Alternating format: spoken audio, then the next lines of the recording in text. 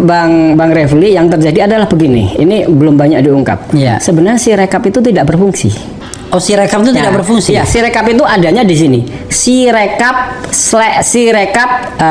web.kpu.go.id ini nggak berfungsi. Yang berfungsi itu adalah Situng 2019.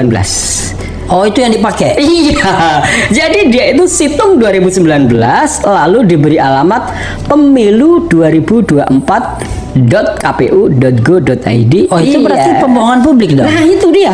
Satu, pembohongan publik, kedua pemborosan uang negara.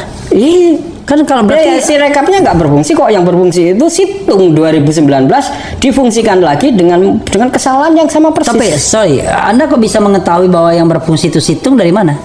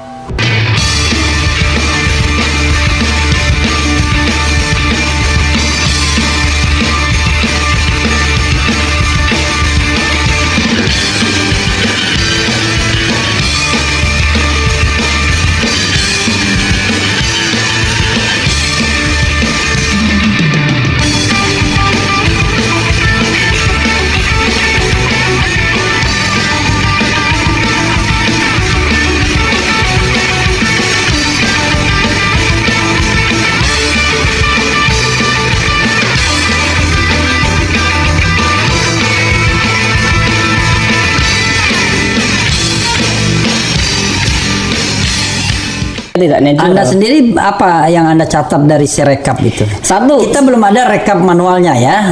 Walaupun ada kecurigaan rekap manual mau disesuaikan dengan rekap si rekap ya. Tapi oke lah, nanti kita itu soal lain. Ya.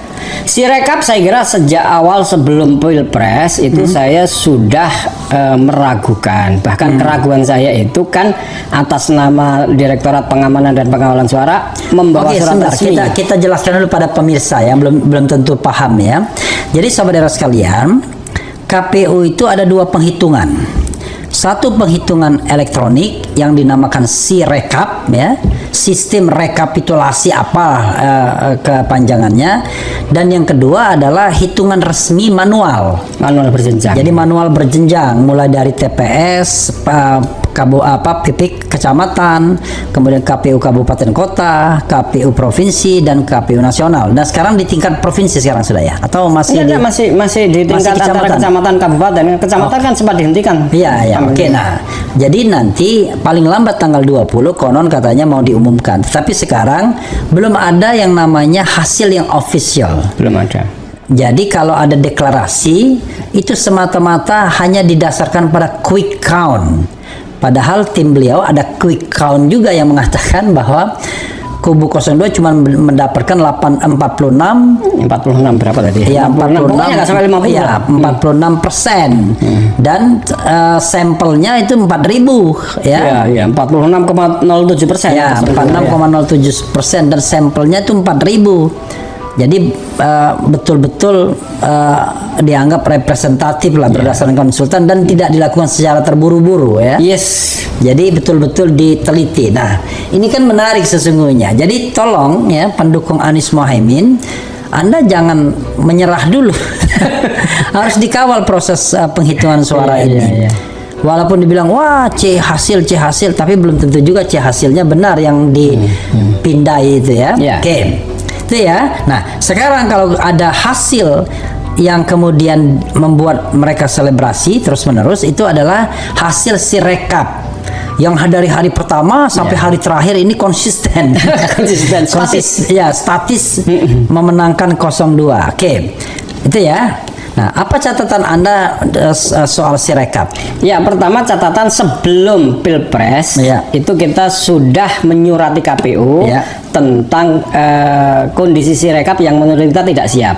Oke. Ketidaksiapan itu kan kita cek dari KPPS itu ternyata memang kita meragukan, dan bahkan saya katakan kalau Sirekap itu menghasilkan angka di hari H, maka itu pasti bukan penjumlahan dari TPS, itu pasti simulasi aja. Oke. Nah, itu saya katakan itu ada di dalam podcastnya Hersu ada. Oke, sorry, ini cocok dengan apa yang saya temukan. Ada seorang petugas KPPS datang ke kantor relawan. Oke.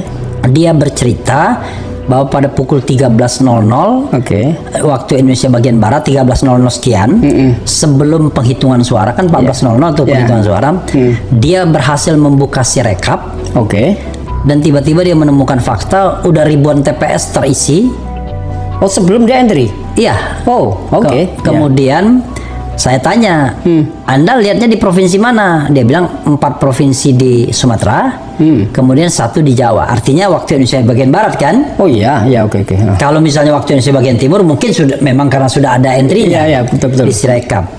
Padahal kita tahu bahwa petugas-petugas itu kesulitan memasukkan input data ke Sirekap. Ada yang sampai malam hari. Oke.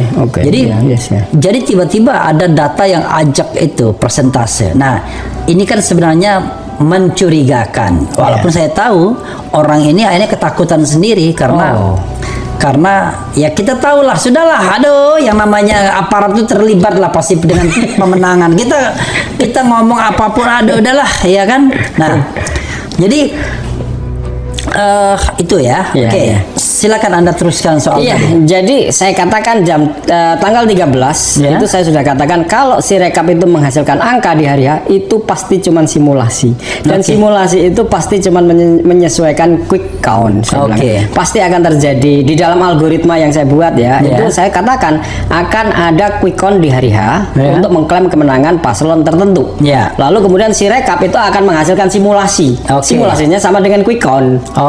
Lalu kemudian berikutnya nanti penyesuaian di lapangan. Nah, ini sebenarnya algoritma itu sudah saya sampaikan di tahun 2019 tanggal 14 April di KPU. Jadi artinya saya menyampaikan ini di forum resmi KPU tanggal 14 April. Kalau 2019 dalam konteks Pilpres 2019. Jadi saya datang dengan Pak Hashim, adiknya Pak Prabowo ke KPU menanyakan tentang 17,5 juta. Anda hapus apa tidak? Waktu itu 17,5 juta. 17,5 juta. Kalau Anda tidak hapus, maka 17,5 juta itu surat suara liar ini nanti akan menjadi bagian akhir dari finalisasi quick count, situng. Nah, ini nanti akan beredar masuk ke kotak-kotak itu. Itu saya menyampaikan bukan di podcast, bukan di mana, di forum resmi. Ada komisioner, ada kita itu pada waktu itu Prabowo Lalu kemudian waktu itu di sana ada timnya Pak Jokowi. Nah, sekarang polanya terulang. Maka kemudian saya katakan ini pasti kok melihat gelagat-gelagatnya Sirekap ini gak berfungsi. Lalu kemudian kita minta dikalibrasi, nggak digubris, minta audit forensik apalagi. Audit forensik apalagi kalibrasi, Bang. Kita itu cuma minta kalibrasi kayak timbangannya itu ditera gitu loh. Coba deh misalnya ada 10 TPS dimasukkan kayak apa sih? Coba deh ada TPS mana kita masukkan lebih dari 306 masuk apa enggak? Nah, gitu. Coba deh kita coba misalnya 100 TPS kita entry. Kayak apa hasilnya? Betul nggak masuknya hitungannya? Nah, yang paling penting adalah kalibrasi itu kita minta memasukkan angka lebih dari 306 karena situng kan begitu. Nah, ternyata itu nggak dijawab. Maka kemudian ini maksimal berapa? 300 plus berapa kalau sekarang? 300 plus 2%. Jadi 306 itu maksimal, harusnya dikunci itu di situ.